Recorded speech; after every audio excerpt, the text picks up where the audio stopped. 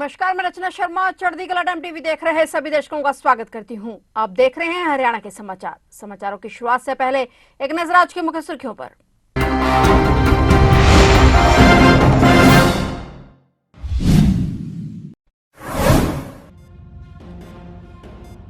America ने फिर 119 भारतीयों को किया डिपोर्ट। हरियाणा के 33 लोग शामिल। रात 10 बजे पंजाब के अमृतसर एयरपोर्ट पर होगी लैंडिंग।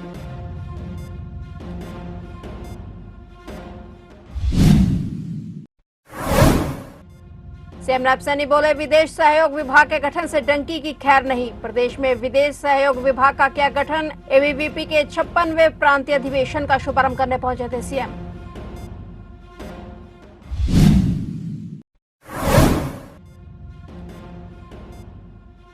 हरियाणा नगर निगम निकाय के चुनाव और आपने प्रत्याशियों की पहली सूची की जारी। रोहतक से अमित खटक होंगे मेयर प्रत्याशी।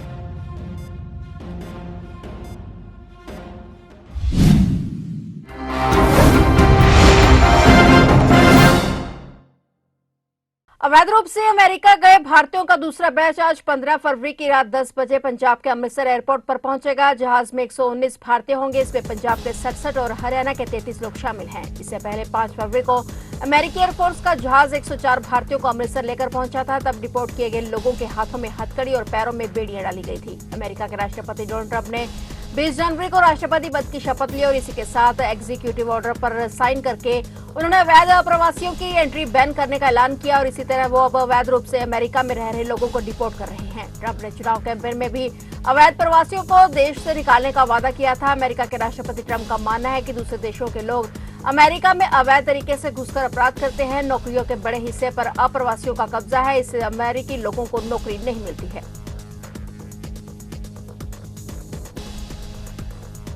फरीदाबाद में मुख्यमंत्री नायब सिंह सैनी अखिल भारतीय विद्यार्थी परिषद के 56वें प्रांतीय अधिवेशन उद्घाटन समारोह में मुख्य अतिथि के तौर पर शामिल हुए। सीएम सैनी ने उद्घाटन समारोह में लोगों को संबोधित करते हुए प्रदेश में सरकार द्वारा किए गए कामों के बारे में बताया। उन्होंने कहा कि पिछले 10 सालों में बीजेपी सरकार ने बिना खर्चे बिना पर्ची के युवाओं को नौकरियां दी हैं। आने वाले 5 सालों में युवाओं को पक्की नौकरी देने का लक्ष्य रखा गया है। समारोह में सीएम सैनी ने कहा कि मुझे खुशी है कि हमने पिछले 10 सालों में हरियाणा में 1,75,000 युवाओं को बिना पर्ची खर्ची के नौकरी देने का काम किया है। और सीएम ने यह भी कहा कि युवाओं के रोजगार को सुरक्षित करने के लिए सरकार की तरफ से और भी कड़े कदम उठाए गए हैं। उन्होंने कहा कि डंकी के माध्यम से हमारे युवा बाहर जा रहे हैं, जो बहुत गलत है, लेकिन हमने प्रदेश में विदेश सहयोग विभाग का गठन किया है। इसके माध्यम से हम युवाओं को बाहर बेचने का काम करते हैं, सुरक्षित गति से करते हैं और इसे और आगे बढ़ाने पर काम किया जाएगा। उन्होंने बताया कि विदेश सहयोग के माध्यम से युवाओं का सिर्फ किराया लगता है और खर्चा नहीं होता।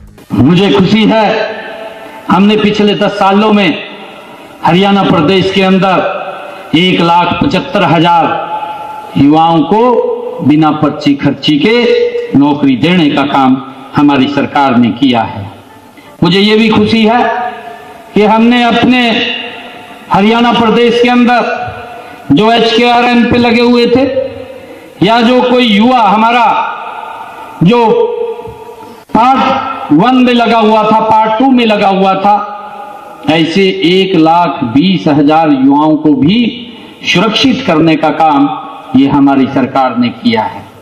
भाइयों, मुझे खुशी है कि हमने हरियाणा में कौशल रोजगार निगम के माध्यम से भी युवाओं को न केवल रोजगार दिया है, बल्कि उन्हें रोजगार की सुरक्षा को न केवल उनको 58 साल तक भी कोई बाहर नहीं कर पाएगा, इसके लिए भी हमने कानून बना करके उनको सुरक्षित करने का काम ये हमारी सरकार ने किया है। मुझे ये भी खुशी है कि हम देखते हैं हमने इसके ऊपर और सख्ताई अभी की है। डोंकी के माध्यम से हमारा युवा वो बाहर जाता है, वो गलत रास्ता है, परंतु हमने हरियाणा के अंदर विदेश सहयोग विभाग उसका गठन किया है और विदेश सहयोग विभाग के माध्यम से हम युवाओं को जहां से भी जिस प्रकार की डिमांड हमारे पास आती है, हम युवाओं को बाहर भेजने का काम करते हैं और सुरक्षित तरीके से करते हैं। इसको और गति से आगे बढ़ाने का काम हम करेंगे ताकि हमारा युवा ये गलत रास्ते से बाहर ना जाए, क्योंकि अपनी जान को जोखिम में डाल करके वो यहां से जाता है। परंतु हमने जो विदेश सहयोग विभाग बनाया है, इस विदेश सहयोग विभाग के माध्यम से युवाओं का सिर्फ किराया ही लगता है, सारा का सारा कोई खर्चा नहीं होता, उसका ओनली टिकट का किराया ही लगता है और उसको बाहर भेजने का काम हम करते हैं। लगभग हमने 3-4 ग्रुपों में युवाओं को अभी भेजने का काम किया है, आगे भी हमने इसकी तैयारी की हुई है। हरियाणा में नगर निकाय चुनाव को लेकर आम आदमी पार्टी ने अपने प्रत्याशियों की पहली सूची जारी कर दी है। पार्टी ने प्रमुख शहरों से अपने उम्मीदवारों के नामों की घोषणा कर दी है। आम आदमी पार्टी ने रोहतक से अमित खट्टर को मेयर पद के लिए प्रत्याशी बनाया है। पार्टी का मानना है कि अमित खट्टर की साफ सुथरी छवि और सामाजिक कार्यों से सक्रियता जनता के बीच उनकी मजबूत पकड़ बनाएगी। सोनीपत से पार्टी ने डॉक्टर कमलेश कुमार सैनी को मैदान में उतारा और इसके अलावा सिरसा नगर परिषद चुनाव के लिए आम आदमी पार्टी ने कविता नगर अपना प्रत्याशी बनाया है। आम आदमी पार्टी के प्रदेश प्रभारी ने कहा कि पार्टी ने सभी उम्मीदवारों का चयन उनकी योग्यता, ईमानदारी और जनसेवा के आधार पर किया है। पार्टी का लक्ष्य पारदर्शी और जनता के लिए समर्पित निकाय प्रशासन देना है।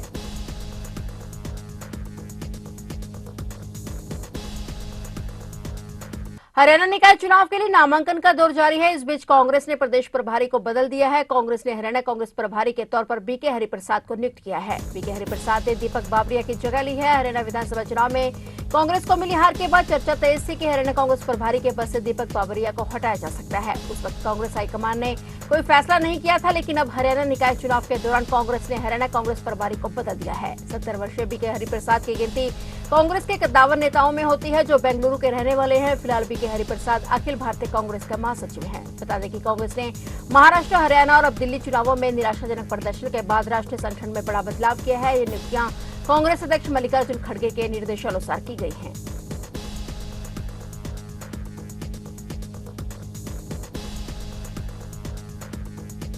एमएसपी की कानूनी गारंटी और अन्य मांगों को लेकर 1 साल से शंभू और खनौरी सीमा पर धरना दे रहे किसान अब भी अपनी मांगों को लेकर अड़िग हैं। किसान और केंद्र के बीच कई बार वार्ता हो चुकी है और कल भी चंडीगढ़ में केंद्र सरकार से किसानों की अहम वार्ता हुई। लगभग 3 घंटे तक चली इस बैठक में दोनों तरफ से कोई हल नहीं निकल पाया है। किसानों के साथ केंद्रीय मंत्री प्रहलाद जोशी की अध्यक्षता में ये बैठक हुई। वहीं किसान नेता जगजीत सिंह डल्लेवाल ने कहा कि केंद्रीय मंत्री प्रहलाद जोशी के नेतृत्व में केंद्रीय टीम और किसानों के बीच बैठक अच्छे माहौल में हुई है। सरकार ने 22 फरवरी को एक और बैठक बुलाई है और बैठक में केंद्रीय कृषि मंत्री शिवराज सिंह चौहान भी हिस्सा लेंगे।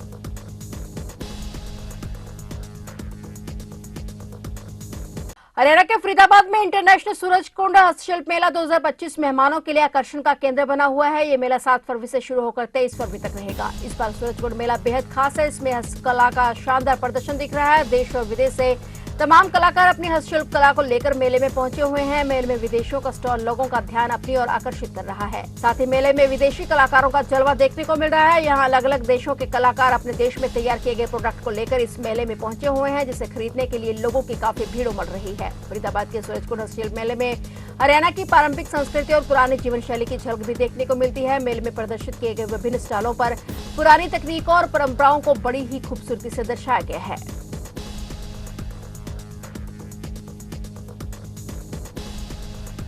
कलायत नगर के किसान चौक पर विराजमान किसानों के मान सम्मान की मूर्ति स्थापित की गई हुई है और जिस पर किसी शरारती तत्व ने मुंह पर कालक लगा दी। इससे पूरे हलके के किसानों ने रोष जताया है। आज इस बात पर कड़ा संज्ञान लेते हुए मूर्ति के स्थान पर सीसीटीवी कैमरे लगा दिए गए हैं ताकि भविष्य में इस प्रकार की घटिया सोच वालों पर अंकुश लगाया जा सके। किसान यूनियन के नेताओं ने प्रशासन से अपील की है कि वे दोषी को पकड़कर सलाखों के पीछे डालें ताकि किसानों को दोबारा किसी बड़े आंदोलन पर न जाना पड़े। द्वारा कुछ असामाजिक तत्वों द्वारा छेड़खानी की गई है, केमिकल लगाया गया मूर्ति के ऊपर, तोड़ की। तो इस करके हम यहाँ पे इकट्ठे हैं, मेरे बुजुर्ग हैं, कुछ साथी हैं जो, तो हम उसका विरोध कर रहे हैं। यहाँ पे कुछ कैमरे लगाए जाएंगे, 2 कैमरे फिलहाल लगाए जाएंगे आज, ताकि आगे आने वाले फ्यूचर में ये चीज़ें ना हो। और आगे थोड़ा और यहाँ पे काम करके पानी पूनी की सुविधा, लाइटों की सुविधा करके बाद में यहाँ पर और भी कैमरे लगाए जाएंगे, क्योंकि हम नहीं चाहते हमारे बुजुर्गों की मेहनत बेकार करें। ठीक, हमारे बुजुर्गों ने खून पसीना मेहनत भागे के चौक खड़ा किया है, तो ये हम बेकार नहीं जाने देंगे। हमसे जितना बन सकेगा हम लोग करेंगे। ये बात छेड़खानी की गई है और पुलिस प्रशासन का क्या कहना है? क्या एफआईआर दर्ज करवाई आपने? इसकी एफआईआर दर्ज हो चुकी है। यहाँ 112 भी आई थी कॉल करने के बाद, और प्रशासन ने विश्वास दिलाया कि हम दोषियों तक शीघ्र ही पहुँचेंगे। तो प्रशासन से हम आशा रखते हैं कि वो दोषियों के खिलाफ कार्रवाई करे और उनको पकड़ने में कामयाब रहे। हरियाणा में निकाय चुनावों का बिगुल बज चुका है और भाजपा द्वारा मेयर पद के प्रत्याशियों की सूची जारी होते ही यमुनानगर में यमुनानगर की मेयर प्रत्याशी पूर्व जिला शिक्षा अधिकारी सुमन बहमनी का नाम घोषित होने पर उनके घर बधाई देने वालों का तांता लग गया और भाजपा के पदाधिकारियों ने मिठाई खिलाकर बधाई दी। वहीं सुमन बहमनी ने भाजपा के शीर्ष नेतृत्व का धन्यवाद करते हुए कहा कि मुझे बेहद खुशी है कि भाजपा ने उन जैसे कार्यकर्ता पर भरोसा जताया और मेयर पद के प्रत्याशी के लिए नाम घोषित किया। बता दें कि हरियाणा में नगर निगम चुनावों की घोषणा के साथ ही भारतीय जनता पार्टी ने अपने मेयर पद के उम्मीदवारों की भी सूची जारी कर दी है। इस सूची में यमुनानगर से सुमन बहमनी को मेयर पद के लिए उम्मीदवार घोषित किया गया है। यही कहना चाहूंगी कि बहुत बहुत सबसे पहले धन्यवाद है पार्टी का कि उन्होंने मेरे को इस विश्वास के काबिल समझा कि मैं इस पार्टी के अंदर एक अच्छी भूमिका निभा पाऊंगी। तो उसके लिए मैं बहुत बहुत धन्यवाद करती हूँ। अपनी पूरी भाजपा की नीतियों के ऊपर ही चलने की कोशिश करूंगी, जो उनकी नीतियां हैं उनके अकॉर्डिंग ही काम करूंगी। उनका तो बहुत ज़्यादा धन्यवाद है कि उन्होंने मुझे आशीर्वाद प्रदान किया कि मैं डिस्ट्रिक्ट लेवल पर एक निगम के अंदर रहते हुए कार्य करूंगी। तो उनका बहुत ज़्यादा दिल की गहराइयों से धन्यवाद करती हूँ। उनके लिए उनके अंदर विशेष एक है कि उन्होंने ये सोचा कि महिलाओं को आगे लेके जाएं और यमुनानगर की सीट तो स्पेशल ही महिला के लिए आरक्षित रही है। तो उसके लिए तो मैं विशेष रूप से धन्यवाद करती हूँ सरकार का। अंबाला शहर में आज नगर निगम की सार्वजनिक स्थान पर कूड़ा फेंकने वालों पर कड़ी कार्रवाई देखने को मिली। इस दौरान कूड़ा फेंकने वालों को 5,000 रुपए के चालान के साथ साथ ट्रैक्टर भी जब्त कर लिया गया। सार्वजनिक स्थान पर कूड़ा कचरा फेंकने वालों की अब खैर नहीं, नगर निगम कड़ी कार्रवाई कर रहा है। ताजा मामला शहर के जीटी रोड के नजदीक पड़ने वाले पालिका विहार में से सामने आया है, जहां पर कुछ लोगों ने जीटी रोड के नजदीक लगती इस कॉलोनी के बाहर कूड़ा फेंक दिया। इसके बाद मौके पर निगम की टीम ने पहुंचकर कूड़ा फेंकने वालों का चालान तो किया ही, साथ में उनका ट्रैक्टर भी जब्त कर लिया।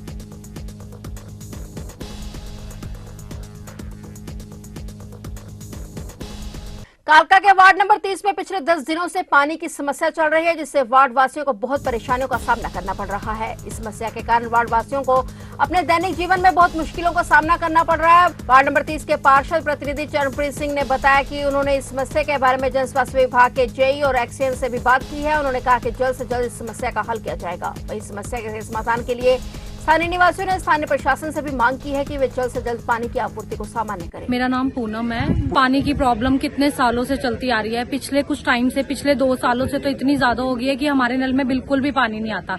बाकी चलो कभी अगर आता भी है तो सबके घरों में आता है, मतलब 2-4 घर हमारी गली में ऐसे हैं जिनके बिल्कुल भी पानी नहीं आता। कम से कम पानी अगर दे रहा है तो सबके घर दे तो सही। कुछ टाइम कभी पानी आता है, बिल्कुल फ्लो किसी का कम होता है, कभी 15 मिनट 20 मिनट पानी देता है और पानी बंद हो जाता है। भैया पानी सर्दियों में बिल्कुल अभी कोई इतनी पहले दिक्कत नहीं थी, पूरी सर्दी पानी ठीक आता रहा है। अभी तो सर्दियां चल ही रही हैं, गर्मियां शुरू भी नहीं हुई और पानी की प्रॉब्लम अभी से स्टार्ट हो गई है। बच्चों के स्कूल्स हैं, पेपर हैं और इसमें रात रात को उठ के पानी भरे या क्या क्या काम करें।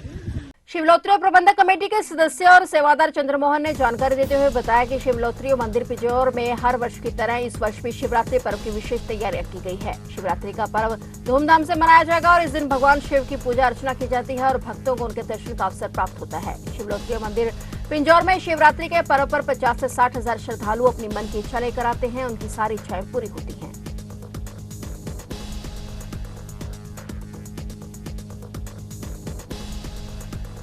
तो आप देख रहे थे हरियाणा के समाचार और नए समाचारों के साथ फिर से हाजिर होंगे। तब तक के लिए देखते रहिए चढ़ती कला टाइम टीवी।